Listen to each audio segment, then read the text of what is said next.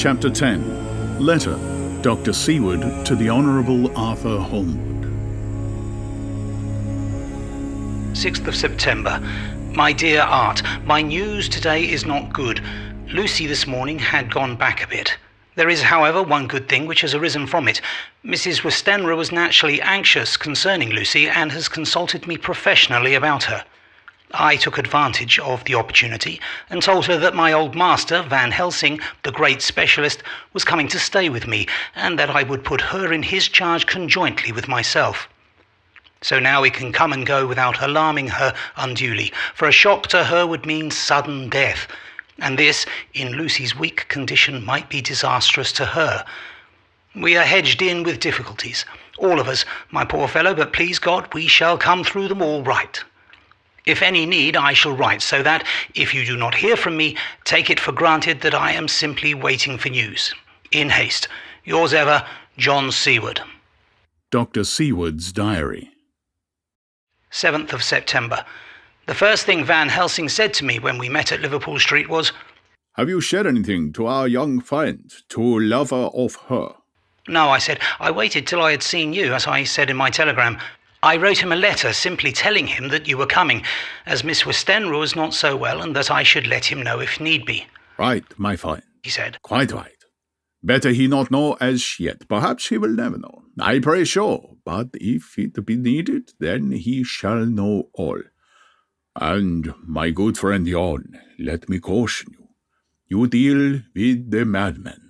All men are mad in some way or the other, and inasmuch as you deal discreetly with your madmen, so deal with God's madmen too, the rest of the world. You tell not your madmen what you do, nor why you do it. You tell them not what you think. So you shall keep knowledge in its place, where it may rest, where it may gather its kind around it and breed. You and I shall keep as yet what we know here and here." He touched me on the heart and the forehead, and then touched himself the same way. "I have for myself thoughts at the present. Later I shall unfold to you." "Why not now?" I asked. "It may do some good. We may arrive at some decision." He looked at me and said, "My friend Jon, when the corn is grown, even before it has ripened, while the milk of its mother earth is in him, and the sunshine has not yet begun to paint him with his gold, the husbandman, he pull the ear and rub him between his rough hands, and blow away the green chaff, and say to you, 'Look, he's good corn. He will make a good crop when the time comes.'" I did not see the application and told him so. For reply, he reached over and took my ear in his hand and pulled it playfully, as he used long ago to do at lectures, and said, "The good husbandman tells you so then, because he knows he must, but not till then. But you do not find a good husbandman dig up his planted corn to see if he grow. That is for the children who play at husbandry, and not for those who take it as the work of their life. See you now, friend Jon. I have shown my corn, and nature has her work to do in making it sprout, if he sprout at all. There's some promise, and I wait till the ear begins to swell." He broke off, for he evidently saw that I understood. Then he went on gravely, "You were always a careful student, and your casebook was ever more full than the rest, and I trust that good habit have not failed. Remember, my friend, that knowledge is stronger than memory, and we should not trust the weaker. Even if you have not kept the good practice, let me tell you that this case of our dear Miss is one that may be, mind, I say may be, of such interest to us and others that all the rest may not make him kick the beam, as your people say. Take then a good note of it. Nothing is too small. I counsel you put down in record even your doubts and surmises. Hereafter it may be of interest to you to see how true you guess. We learn from failure, not from success." When I described Lucy's symptoms the same as before, but infinitely more marked, he looked very grave, but said nothing. He took with him a bag in which were many instruments and drugs. "The ghastly paraphernalia of our beneficial trade," as he once called, in one of his lectures, the equipment of a professor of the healing craft. When we were shown in, Mrs. Westenra met us. She was alarmed, but not nearly so much as I expected to find her. Nature, in one of her beneficent moods, has ordained that even death has some antidote to its own terrors. Here, in a case where any shock may prove fatal, matters are so ordered that from some cause or other, the things not personal, even the terrible change in her daughter to whom she is so attached, do not seem to reach her. It is something like the way Dame Nature gathers round a foreign body an envelope of some insensitive tissue which can protect from evil that which it would otherwise harm by contact.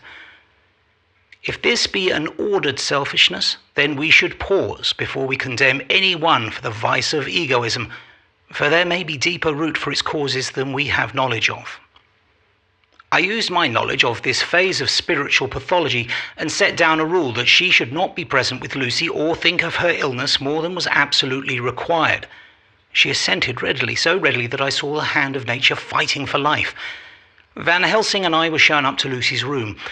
If I was shocked when I saw her yesterday, I was horrified when I saw her today. She was ghastly, chalkily pale. The red seemed to have gone even from her lips and gums, and the bones of her face stood out prominently. Her breathing was painful to see or hear. Van Helsing's face grew set as marble, and his eyes converged till they almost touched over his nose. Lucy lay motionless, and did not seem to have strength to speak, so for a while we were all silent. Then Van Helsing beckoned to me, and we went gently out of the room. The instant we had closed the door, he stepped quickly along the passage to the next door, which was open. Then he pulled me in quickly with him and closed the door. "My God," he said. "This is dreadful. There's no time to be lost. She will die for sheer want of blood to keep her heart's action as it should be. There must be a transfusion of blood at once. Is it you or me?" "I am younger and stronger, Professor. It must be me." Then get ready at once. I will bring up my bag. I am prepared." I went downstairs with him, and as we were going, there was a knock at the hall door. When we reached the hall, the maid had just opened the door, and Arthur was stepping quickly in. He rushed up to me, saying in an eager whisper, "Jack, I was so anxious. I read between the lines of your letter, and have been in agony. The dad was better, so I ran down here to see for myself. Is that gentleman not Dr. Van Helsing? I'm so thankful to you, sir, for coming." When first the Professor's eye had lit upon him, he had been angry at his interruption at such a time, but now, as he took in his stalwart proportions and recognised the strong young manhood which seemed to emanate from him, his eyes gleamed. Without a pause, he said to him as he held out his hand, "Sir, you have come in time. You are the lover of our dear miss. She is bad, very, very bad. Nay, my child, do not go like that." For he suddenly grew pale and sat down in a chair, almost fainting. "You are to help her. You can do more than any that live, and your courage is your best help." "What can I do?" asked Arthur hoarsely. "Tell me, and I shall do it. My life is hers, and I would give the last drop of blood in my body for her." The Professor has a strongly humorous side, and I could from old knowledge detect a trace of its origin in his answer. My young sir, I do not ask so much as that, not the last." "What shall I do?" There was a fire in his eyes, and his open nostrils quivered with intent. Van Helsing slapped him on the shoulder. "Come," he said. "You are a man, and it is a man we want. You are better than me, better than my friend Jon." Arthur looked bewildered, and the Professor went on by explaining in a kindly way. "Young miss is bad, very bad. She wants blood, and blood she must have or die. My friend Jon and I have consulted, and we are about to perform what we call transfusion of blood, to transfer from full veins of one to the empty veins which pine for him. Jon was to give his blood, as he is the more young and strong than me." Here Arthur took my hand and wrung it hard in silence. "But now you are here. You are more good than us, old or young, who toil much in the world of thought. Our nerves are not so calm, and our blood so bright than yours." Arthur turned to him and said, "If you only knew how gladly I would die for her, you would understand." He stopped with a sort of choke in his voice. Good boy," said Van Helsing. "And you're not so far off. You will be happy that you have done all for her you love. Come now, and be silent. You shall kiss her once before it is done, but then you must go, and you must leave at my sign. Say no word to madam. You know how it is with her. There must be no shock. Any knowledge of this would be one. Come." We all went up to Lucy's room. Arthur, by direction, remained outside. Lucy turned her head and looked at us, but said nothing. She was not asleep, but she was simply too weak to make the effort. Her eyes spoke to us, that was all. Van Helsing took some things from his bag and laid them on a little table out of sight. Then he mixed a narcotic and, coming over to the bed, said cheerily, "Now, little miss, here is your medicine. Drink it off like a good child. See, I left you so that to swallow is easy, yes?" She had made the effort with success. It astonished me how long the drug took to act. This, in fact, marked the extent of her weakness. The time seemed endless until sleep began to flicker in her eyelids. At last, however, the narcotic began to manifest its potency and she fell into a deep sleep. When the professor was satisfied, he called Arthur to the room and bade him strip off his coat. Then he added, "You may take that one little kiss while I bring over the table. Friend Jon, help to me." So neither of us looked while he bent over her. Van Helsing, turning to me, said, "He is so young and strong, and our blood so pure that we need not defibrillate it." Then, with swiftness, but with absolute method, Van Helsing performed the operation. As the transfusion went on, something like life seemed to come back to poor Lucy's cheeks, and through Arthur's growing pallor, the joy of his face seemed absolutely to shine. After a bit, I began to grow anxious, for the loss of blood was telling on Arthur, strong man as he was. It gave me an idea of what a terrible strain Lucy's system must have undergone, that what weakened Arthur only partially restored her. But the professor's face was set, and he stood watch in hand and with his eyes fixed now on the patient and now on Arthur. I could hear my own heart beat. Presently he said in a soft voice, "Do not stir an instant. It is enough. You attend him. I will look to her." When all was over, I could see how much Arthur was weakened. I dressed the wound and took his arm to bring him away.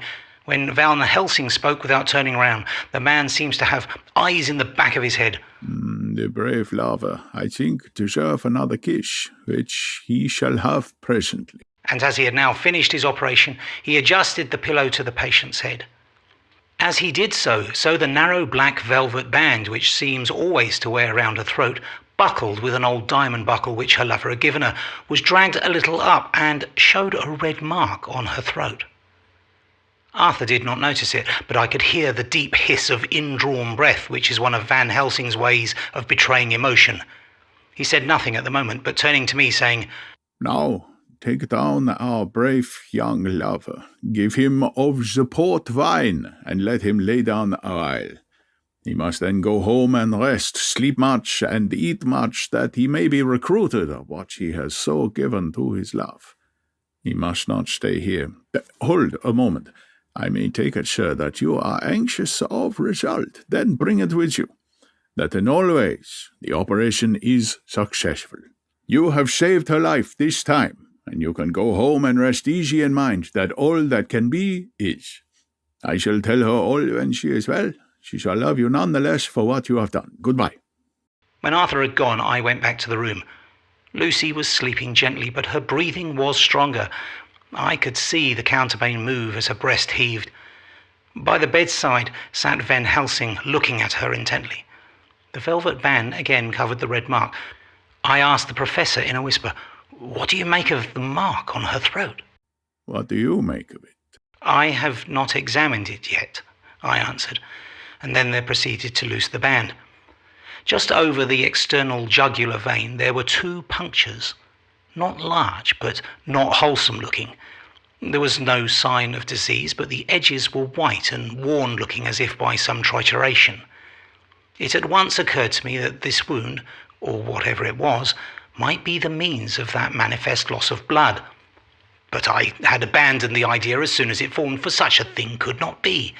The whole bed would have been drenched to a scarlet with the blood which the girl must have lost to leave such a pallor as she had before the transfusion. "Well?" said Van Helsing. "Well," said I can make nothing of it." The professor stood up. "I must go back to Amsterdam tonight," he said. "There are books and things there which I want. You must remain here all night, and you must not let your sight pass from her. Shall I have a nurse? I asked. We are the best nurses, you and I. You keep watch all night. See that she is well fed and that nothing disturbs her. You must not sleep all the night. Later on we can sleep, you and I. I shall be back as soon as possible, and then we may begin. May begin? I said. What on earth do you mean? We shall see, he answered as he hurried out. He came back a moment later and put his head inside the door and said with a warning finger held up, Remember, she is your charge. If you leave her and harm befall, you shall not sleep easy hereafter. Dr. Seward's diary continued. 8th of September. I sat up all night with Lucy. The opiate worked itself off towards dusk and she waked naturally. She looked a different being from what she had been before the operation. Her spirits even were good, and she was full of a happy vivacity, but I could see evidences of the absolute prostration which she had undergone. When I told Mrs. Westenra that Dr. Van Helsing had directed that I should sit up with her, she almost pooh-poohed the idea, pointing out her daughter's renewed strength and excellent spirits. I was firm, however, and made preparations for my long vigil. When her maid had prepared her for the night, I came in, having in the meantime had supper, and took a seat by the bedside. She did not in any way make objection, but looked at me gratefully whenever I caught her eye. After a long spell she seemed sinking off to sleep, but with the effort seemed to pull herself together and shook it off. It was apparent that she did not want to sleep, so I tackled the subject at once. You do not want to sleep? No, I am afraid. Afraid to go to sleep? Why so? It is the boon we all crave for. Not if you were like me. If sleep was to you a presage of horror. A presage of horror? What on earth do you mean? I don't know. Oh, I don't know. And that is what is so terrible. All this weakness comes to me in sleep until I dread the very thought. But, my dear girl, you may sleep tonight. I am here watching you, and I can promise that nothing will happen. I can trust you, she said. I seized the opportunity and said, I promise that if I see any evidence of bad dreams, I will wake you at once. You will? Oh, will you really? How good you are to me. Then I will sleep. And almost at the word she gave a deep sigh of relief and sank back asleep. All night long I watched her. She never stirred, but slept on and on in a deep, tranquil, life-giving, health-giving sleep. Her lips were slightly parted, and her breast rose and fell with the regularity of a pendulum. There was a smile on her face, and it was evident that no bad dreams had come to disturb her peace of mind. In the early morning her maid came, and I left her in her care and took myself back home, for I was anxious about many things. I sent a short wire to Van Helsing and to Arthur, telling them of the excellent result of the operation. My own work, with its manifold arrears, took me all day to clear off. It was dark when I was able to inquire about my Suffocus patient. The report was good. He had been quite quiet for the past day and night. A telegram came from Van Helsing at Amsterdam whilst I was at dinner, suggesting that I should be at Hillingham tonight, as it might be well to be at hand, and stating that he was leaving by the night mail and would join me early in the morning. 9th of September. I was pretty tired and worn out when I got to Hillingham. For 2 nights I had hardly had a wink of sleep, and my brain was beginning to feel that numbness which marks cerebral exhaustion. Lucy was up and in cheerful spirits. When she shook hands with me, she looked sharply in my face and said, No sitting up tonight for you. You are worn out. I am quite well again, indeed I am, and if there is to be any sitting up, it is I who will sit up with you. I would not argue the point, but went and had my supper. Lucy came with me, and, enlivened by her charming presence, I made an excellent meal and had a couple of glasses of the more than excellent port. Then Lucy took me upstairs and showed me a room next her own, where a cosy fire was burning. Now, she said, you must stay here. I shall leave this door open, and my door too. You can lie on the sofa, for I know that nothing would induce any of you doctors to go to bed whilst there is a patient above the horizon. If I want anything, I shall call out, and you can come to me at once. I could not but acquiesce, for I was dog-tired, and could not have sat up had I tried. So, on her renewing her promise to call me if she should want anything, I lay on the sofa and forgot all about everything. Lucy Westenra's diary. 9th of September. I feel so happy tonight.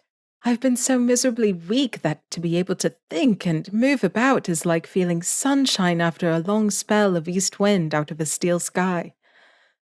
Somehow Arthur feels very, very close to me. I seem to feel his presence warm about me.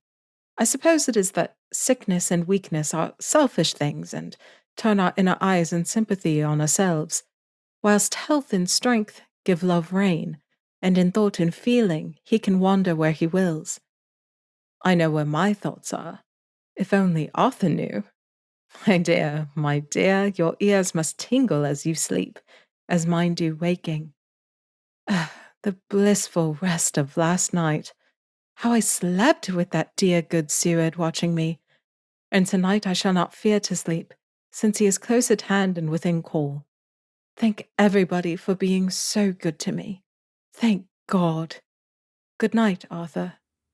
Dr. Seward's diary. 10th of September. I was conscious of the professor's hand on my head and started awake all in a second. That is one of the things that we learn in an asylum at any rate. And how is our patient? Well, when I left her, or rather when she left me, I answered, Come, let us see, he said, and together we went into the room. The blind was down, and I went over to raise it gently whilst Van Helsing stepped with his soft, cat-like tread over to the bed. As I raised the blind, and the morning sunlight flooded the room, I heard the professor's low hiss of inspiration, and knowing its rarity, a deadly fear shot through my heart. As I passed over, he moved back, and his exclamation of horror, Gott in Himmel, needed no enforcement from his agonized face. He raised his hand and pointed to the bed, and his iron face was drawn and ashen white. I felt my knees begin to tremble. There, on the bed, seemingly in a swoon, lay poor Lucy, more horribly white and wan-looking than ever. Even the lips were white, and the gums seemed to have shrunken back from the teeth as we sometimes see in a corpse after a prolonged illness. Van Helsing raised his foot to stamp in anger, but the instinct of his life and all the long years of habit stood to him, and he put it down again softly. Quick, He said, bring some brandy. I flew to the dining room and returned with the decanter. He wetted the poor white lips with it, and together we rubbed palm and wrist and heart. He felt her heart, and after a few moments of agonizing suspense said, It is not too late. It beats, though but feebly. All our work is undone. We must begin again. There is no young Arthur here now. I have to call on you yourself this time, friend Jon. As he spoke, he was dipping into his bag and producing the instruments of transfusion. I had taken off my coat and rolled up my shirt sleeve. There was no possibility of an opiate just at present, and no need of one, and so, without a moment's delay, we began the operation. After a time, it did not seem a short time either, for the draining away of one's blood, no matter how willingly it be given, is a terrible feeling. Van Helsing held up a warning finger. Do not stir, He said, but I fear that with growing strength she may wake, and that would make danger, oh, so much danger. But I shall precaution take. I shall give hypodermic injection of morphia. He proceeded then swiftly and deftly to carry out his intent. The effect on Lucy was not bad, for the faints seemed to merge subtly into the narcotic sleep. It was with a feeling of personal pride that I could see a faint tinge of colour steal back into the pallid cheeks and lips. No man knows, till he experiences, what it is to feel his own lifeblood drawn away into the veins of the woman he loves. The professor watched me critically. That will do, He said. Already, I remonstrated. You took a great deal more from art. To which he smiled, a sad sort of smile as he replied, He is her lover, her fiancé. You have work, much work to do for her and for others, and the present will suffice. When we stopped the operation, he attended to Lucy, whilst I applied digital pressure to my own incision. I laid down, while I waited his leisure to attend to me, for I felt faint and a little sick. By and by he bound up my wound, and sent me downstairs to get a glass of wine for myself.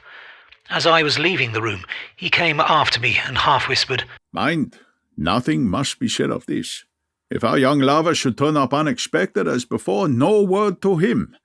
It would at once frighten him and enjealous him too. There must be none. So, when I came back, he looked at me carefully and then said, You are not much the worse. Go into the room and lie on your sofa and rest a while. Then have much breakfast and come here to me. I followed out his orders, for I knew how right and wise they were. I had done my part, and now my next duty was to keep up my strength. I felt very weak, and in the weakness lost something of the amazement at what had occurred. I fell asleep on the sofa, however, wondering over and over again how Lucy had made such a retrograde movement, and how she could have been drained of so much blood with no sign anywhere to show for it. I think I must have continued my wonder in my dreams, for, sleeping and waking, my thoughts always came back to the little punctures in her throat and the ragged, exhausted appearance of their edges, tiny though they were. Lucy slept well into the day, and when she woke she was fairly well and strong, though not nearly so much as the day before. When Van Helsing had seen her, he went out for a walk, leaving me in charge, with strict instructions that I was not to leave her for a moment.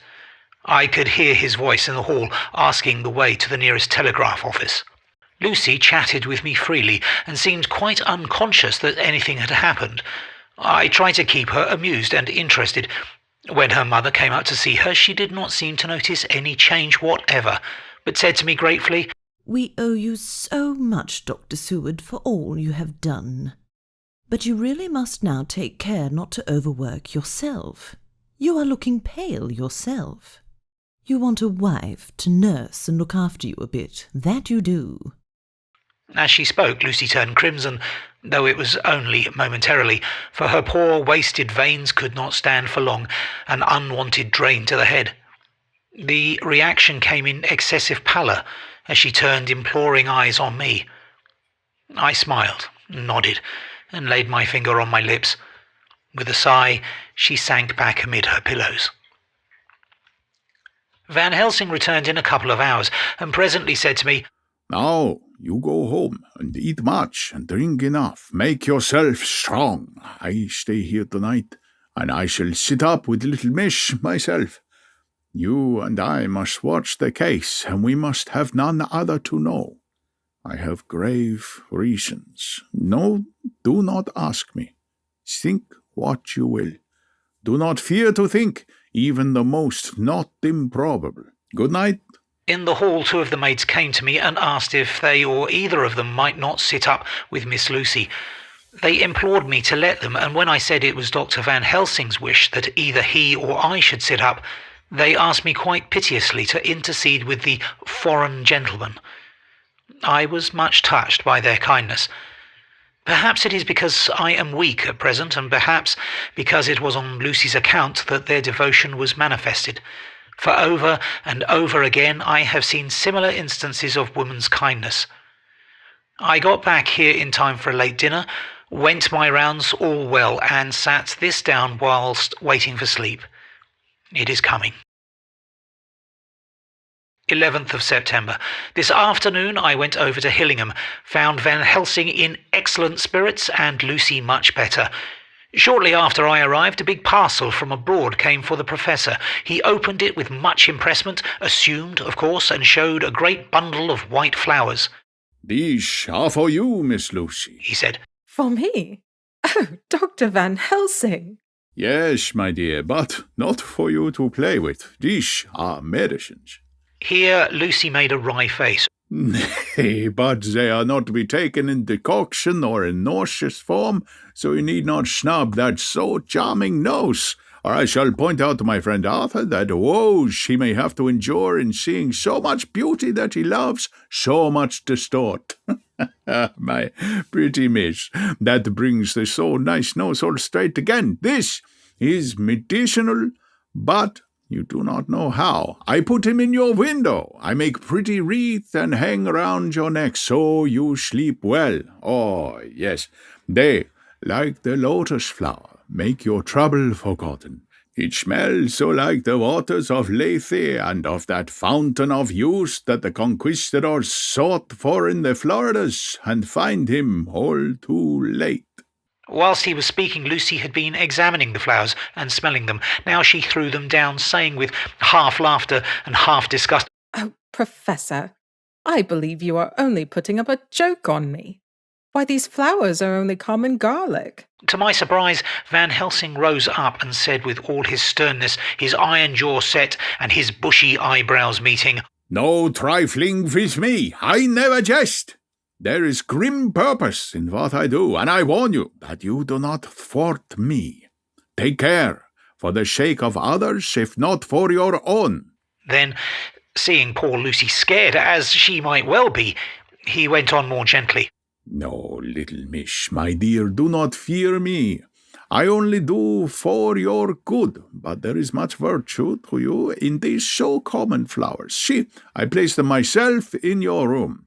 I make myself the wreath that you are to wear, but, hush, no telling to others that make so inquisitive questions.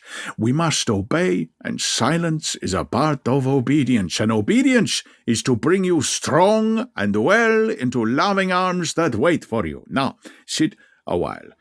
Come with me, friend Jon, and you shall help me deck the room with my garlic, which is all the way from Haarlem, where my friend Vanderpoel raised herbs in his glass house all the year. I had to telegraph yesterday, or they would not have been here." We went into the room, taking the flowers with us. The professor's actions were certainly odd, and not to be found in any pharmacopoeia that I'd ever heard of. First, he fastened up the windows and latched them securely. Next, taking a handful of the flowers, he rubbed them all over the sashes as though to ensure that every whiff of air that might get in would be laden with the garlic smell. Then, with the wisp, he rubbed all over the jamb of the door, above, below, and at each side, and round the fireplace in the same way. It all seemed grotesque to me, and presently I said, "Well, Professor, I know you always have a reason for what you do, but this certainly puzzles me. It is, well, we have no skeptic here, or he would say that you were working some spell to keep out an evil spirit." "Perhaps I am," he answered quietly, as he began to make the wreath which Lucy was to wear round her neck. We then waited whilst Lucy made her toilet for the night, and when she was in bed he came and fixed the wreath of garlic round her neck. The last words he said to her were, "Take care you do not disturb it, even if the room feel close. Do not tonight open the window or the door." "I promise," said Lucy. "and thank you both 1,000 times for all your kindness to me. Oh, what have I done to be blessed with such friends?" As we left the house in my fly, which was waiting, Van Helsing said, "Tonight I can sleep in peace, and sleep I want. 2 nights of travel, much reading in the day between, and much anxiety on the day to follow, and a night to sit up without a wink. Tomorrow in the morning early you call for me, and we come together to see our pretty miss, so much more strong for my spell which I have worked." He seemed so confident that I, remembering my own confidence 2 nights before and with the baneful result, felt awe and vague terror. It must have been my weakness that made me hesitate to tell it to my friend, but I felt it all the more like unshed tears.